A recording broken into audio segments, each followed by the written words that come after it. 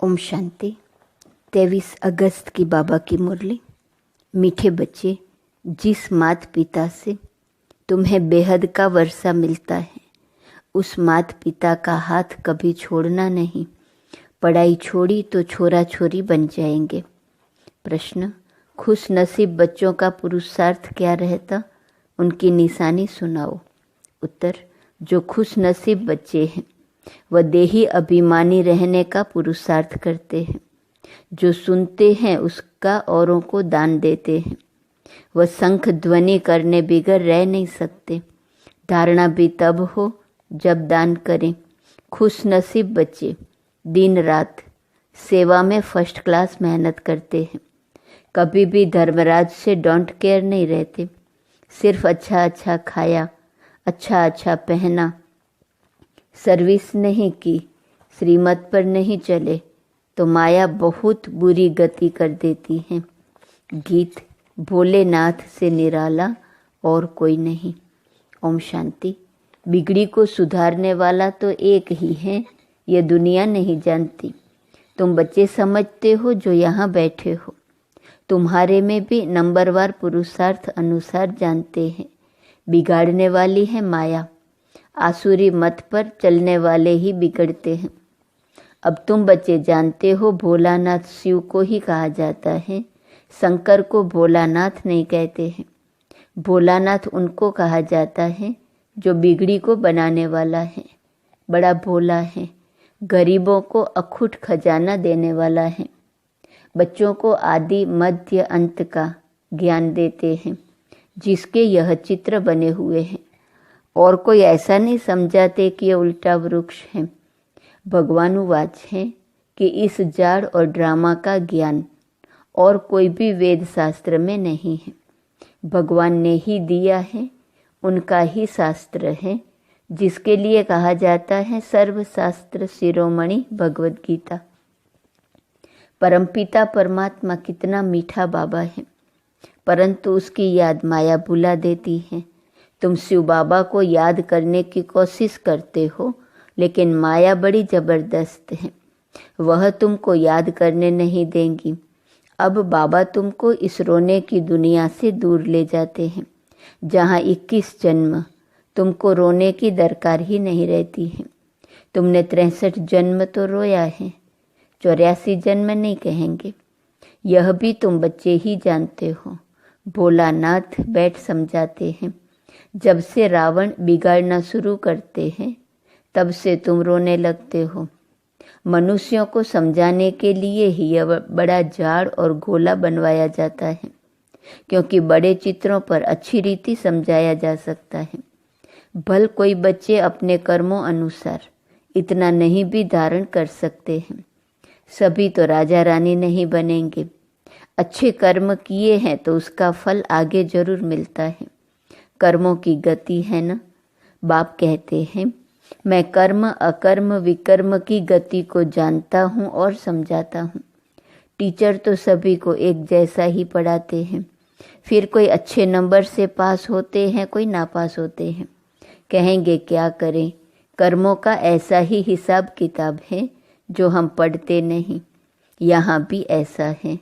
कोई तो अच्छा पढ़ते हैं, कोई तो पढ़ाई अथवा कॉलेज को ही छोड़ देते हैं।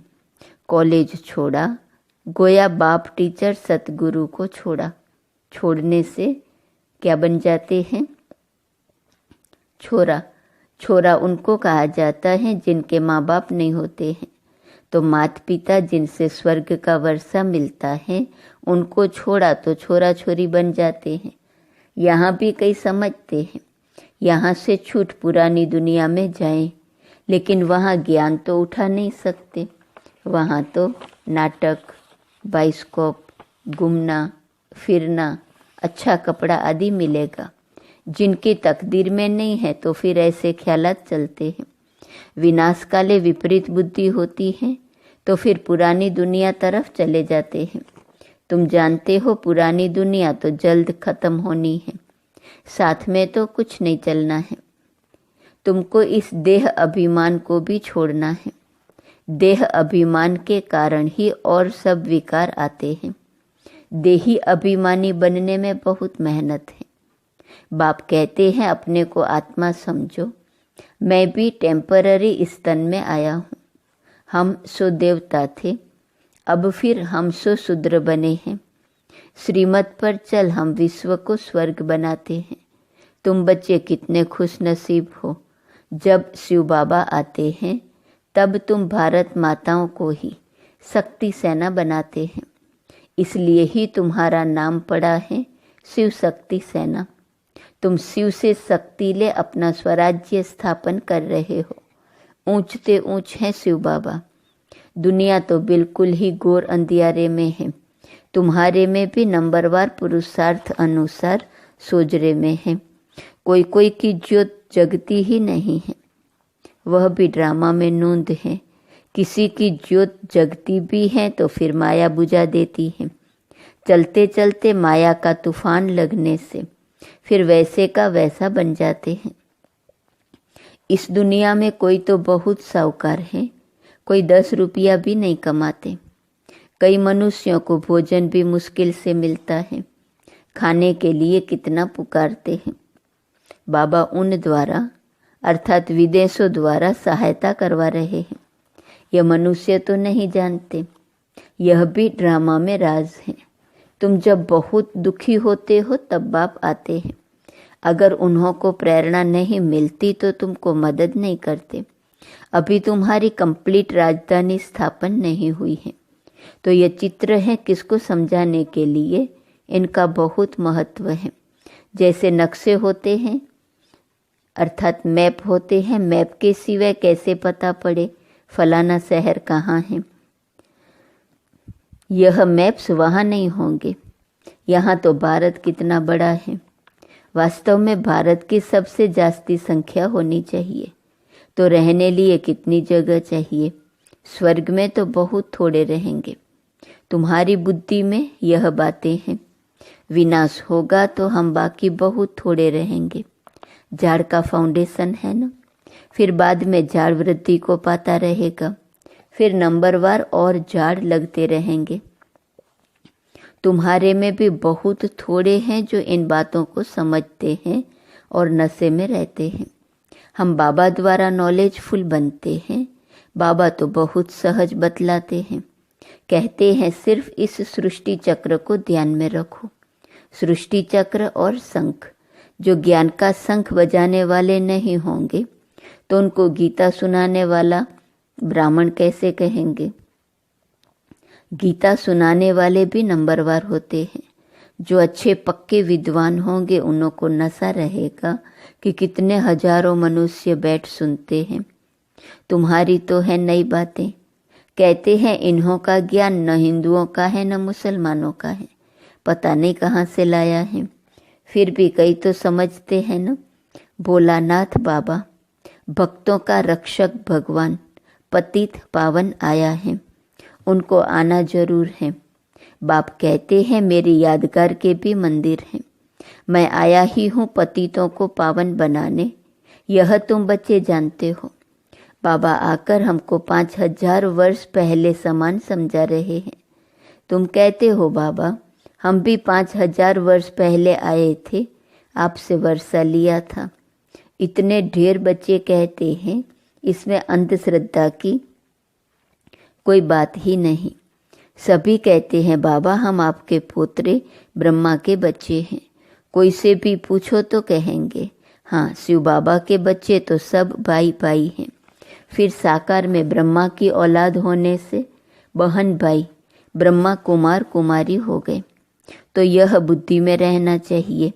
हम ब्रह्मा के बच्चे ब्रह्मा कुमार कुमारियां ठहरे, इसमें विकार की कोई बात नहीं।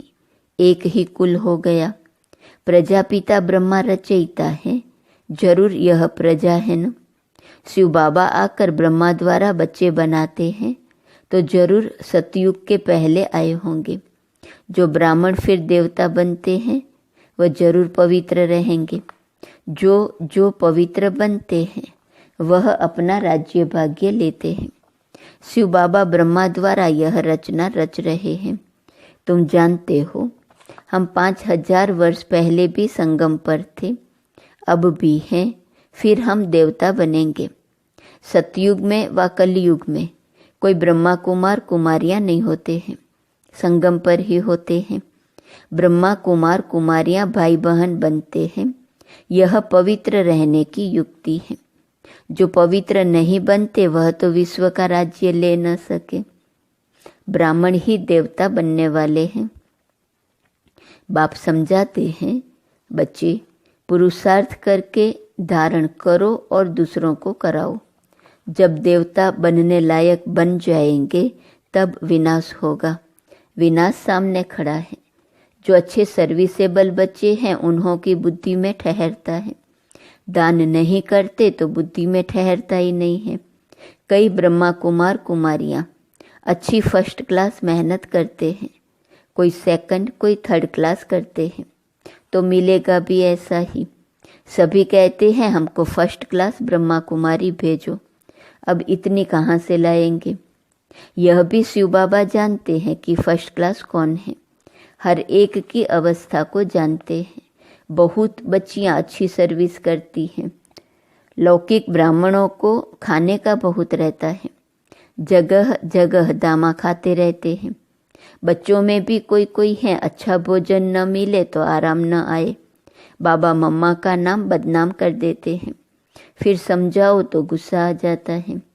कई धर्मराज को भी डोंट केयर करने वाले हैं। वह फिर आश्चर्यवत बागंती हो जाते हैं। माया ऐसी बुरी गति करा देती है जो श्रीमत पर नहीं चलते। फिर विकार के लिए अबलाओं पर कितने अत्याचार करते हैं। अत्याचार भी अहो सौभाग्य है। बाप से वर्षा तो ले लेंगे न। बहुतों पर अत्याचार होते हैं क्योंकि 20 बिगड़ रह नहीं सकते। यह है दुर्गति की दुनिया। इसमें किसकी सदगति हो नहीं सकती। मृत्यु लोक और अमर लोक को कोई नहीं जानते। अमर लोक सतयुग में है, आदि मध्य अंत सुख दिखाते हैं। अमरनाथ ने पार्वती को कथा सुनाई। अब सूक्ष्म वतन में तो कथा सुनने की दरकार नहीं, तो यह कथाएं आदि कहाँ से आई? अमर कथा सुनाई, फिर सूक्ष्म वतन से कहाँ गए, कुछ भी पता नहीं। तो इन बातों को अच्छी रीति समझाना चाहिए। कथा सुनाने वाले तो बहुत हैं, पहले उन्हों की बात सुनकर फिर समझाना चाहिए। दशहरे पर बड़े बड़े आदमी रावण को देखने जाते हैं।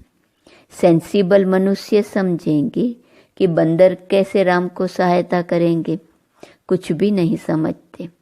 इस समय तो नेशन से लड़ते रहते हैं। एक क्राइस्ट के बच्चे आपस में लड़ते हैं। बाप कहते हैं यह भी ड्रामा की भावी है। ड्रामा का मालूम पड़ा है तब तो तुम अब पुरुषार्थ करते हो, जानते हो अब खेल पूरा होता है। बाबा से वर्षा लेना है। यह ड्रामा का राज और कोई की बुद्धि में नहीं है। बाबा ने आकर सब राज समझाए हैं। पढ़ाने वाला पतित पावन वह बाप है, बलिहारी उनकी है। माया नीच बनाती है, ऊंचते ऊंच बाप ही आकर ऊंच बनाते हैं। कहते हैं बच्चे अब मेरे से सुनो, पुरानी देह का भान छोड़ने का पुरुषार्थ करते रहो। अभी तो तुमको पतियों का पति मिल गया है जो स्वर्ग की बादशाही देते हैं। वहाँ है ही संपूर्ण निर्विकारी। यह है संपूर्ण विकारी दुनिया। दुनिया एक ही है, वही संपूर्ण निर्विकारी फिर संपूर्ण विकारी बनते हैं। पहले भारत स्वर्ग था, अब नर्क है। यह चित्र बड़े वैल्यूएबल हैं। विलायत में कोई को समझा कर दो तो कहेंगे यह चीज़ तो बड़ी अच्छी है।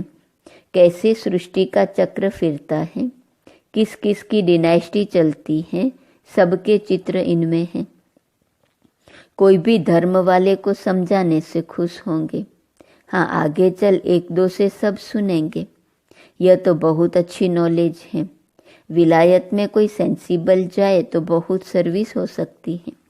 अच्छा, मीठे मीठे सिकिलदे बच्चों प्रति माता पिता बाप दादा का याद प्यार और गुड मॉर्निंग। रूहानी बाप की रूहानी बच्चों को नमस्ते। रूहानी बच्चों की रूहानी बाप को नमस्ते नमस्ते नमस्ते। धारणा के लिए मुख्य सार, कर्म अकर्म विकर्म की गति को बुद्धि में रख श्रेष्ठ कर्म करने हैं। पढ़ाई कभी नहीं छोड़नी है। दूसरी पॉइंट, ज्ञान दान करने से ही धारणा होगी, इसलिए दान जरूर करना है। कभी भी बाप की आज्ञाओं को डोंट केयर नहीं करना है। वरदान, सब व्यर्थ चक्रों से मुक्त रह, निर्विघ्न सेवा करने वाले अखंड सेवाधारी भव। सेवा तो सब करते हैं, लेकिन जो सेवा करते भी सदा निर्विघ्न रहते हैं, उसका बहुत महत्व है। सेवा के बीच में कोई भी प्रकार का विघ्न न आए, वायुमंडल का, संग का, आलस्य का। यदि कोई भी विघ्न आया तो सेवा खंडित हो गई। अखंड सेवाधारी कभी किसी विघ्न में नहीं आ सकते। जरा संकल्प मात्र भी विघ्न न हो, सब व्यर्थ चक्रों से मुक्त रहो, तब सफल और अखंड सेवाधारी कहेंगे। स्लोगन, जो दिल और दिमाग से ऑनेस्ट हैं, वही बाप व परिवार के प्यार के पात्र हैं। आज का स्वमान है, मैं लाइट माइट संपन्न हूँ। अव्यक्त इशारे की पॉइंट है 23 अगस्त। योग में सदा लाइट हाउस और माइट हाउस की स्थिति का अनुभव करो। ज्ञान है लाइट और योग है माइट। ज्ञान और योग दोनों शक्तियाँ लाइट और माइट संपन्न हो, इसको कहते हैं मास्टर सर्वशक्तिमान। ओम शांति।